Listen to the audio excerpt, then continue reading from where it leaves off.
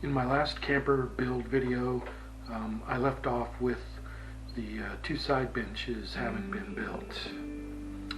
But if you take a look at this older photo of the unfinished bench, the battery compartment shows the floor is uneven.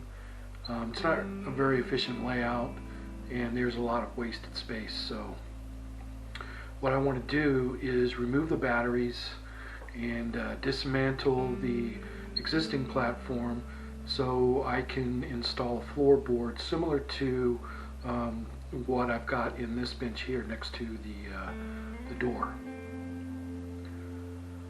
So I've got everything disconnected and removed from that compartment, and I've removed that platform, and now I need to redistribute the bracing so that each of the corners is better supported for the new floorboard.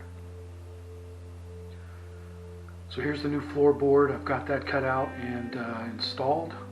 I did have to remove the side panels in order to get this maneuvered into place. It's pretty tight in there, a lot tougher to install something like this than you might think. Okay, I got the battery tray installed again. The batteries are all hooked up, but I ended up having to disconnect and remove the left battery because I'm going to install the vent right behind the batteries. Okay, so here the hole is cut out for the vent. The way I did that was I started on the inside, and as soon as the center bit made it through the wall, I had my daughter out there, and she told me as soon as I got through the wall. Then I stopped and I went to the outside and finished drilling coming in. That way I didn't have any bad cutouts or anything like that. And I did make sure that I didn't have any 120 volt or DC wiring going through the wall at that point before I cut that hole. And then I ran a couple of beads of this weather stripping behind the vent before installing it. And here you can see the vent from the outside. After I installed the screws to hold this in place, I ran a bead of silicone around the edge, and this is on top of the weather stripping that I already put behind the flange. Okay, and I ran a bead of that weather stripping around the vent on the inside as well, just to seal up that hole. And there was nothing holding the bug guard in, so I ran a bead of silicone there as well to hold that in place. Okay, I got everything all vacuumed up, all the sawdust is out of there, got the batteries back in place and hooked up, and if you look really hard there at the bottom of that vent from the inside, you can just make out the bug guard. Alright, since I was able to place the vent right next to the batteries, I decided to create a separate storage area on the other side of the battery bank.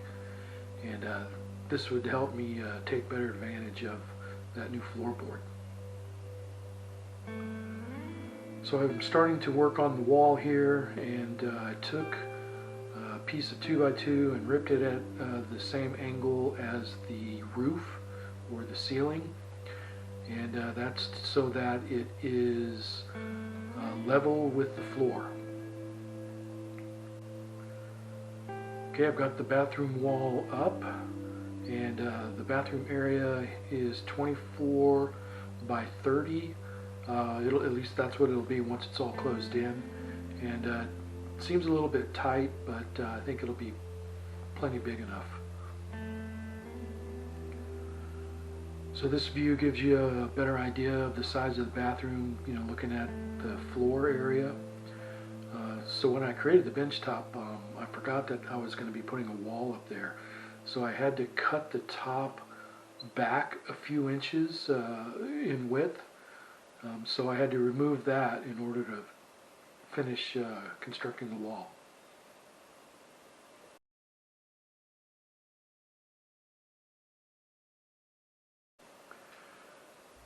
So here I got enough of the wall panels on that wall installed so that I could take my measurements for my bench top.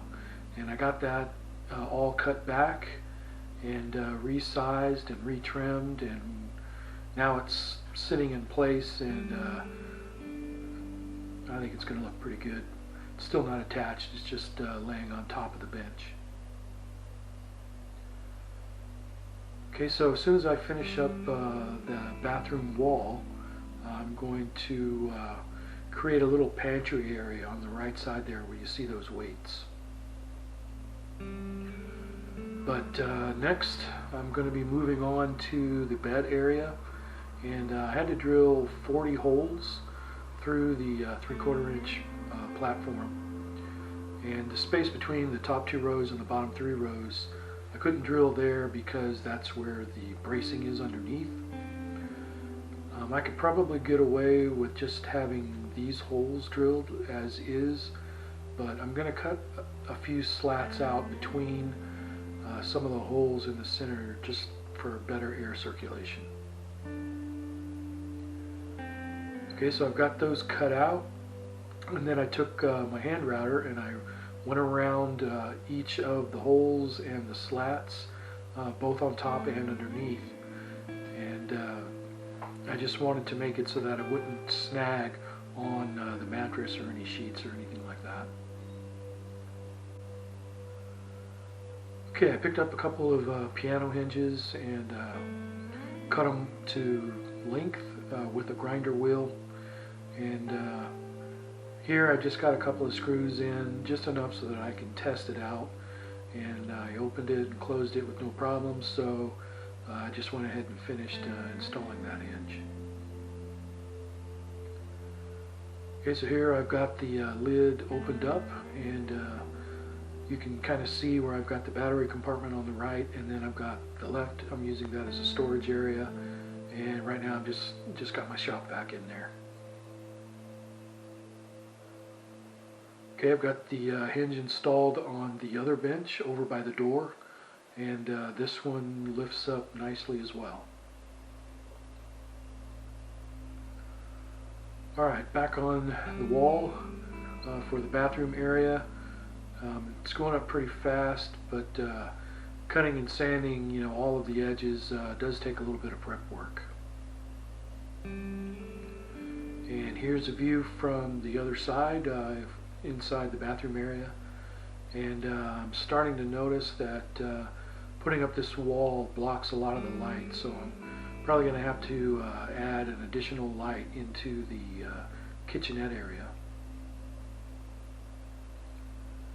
Okay, and here's a side view of that. Looks like I'm going to have plenty of room for the bathroom. I did step inside and move around a little bit, and I can move around without any issues. Alright, the wall is completely done now, all the way up, and now that the wall is completely done, if you look over on the right side, you can see just how dark it is over in that kitchenette area, so I'm definitely going to have to put some kind of a light source in there.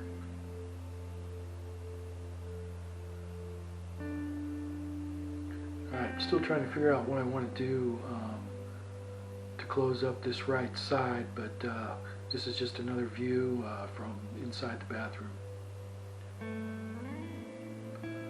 Okay, next I moved on to the back wall, and I picked up this 12 by 12 by 30 inch cabinet, and I installed it under the rear shelf. It went up pretty easy, attached to the rear wall studs and also underneath of the shelf as well. And this is going to add a lot of nice needed storage to the back area. Okay, so here I'm installing braces for one of the side shelves. The two side shelves are 11 inches deep and 19.5 inches wide. I'll have one on either side of those cabinets.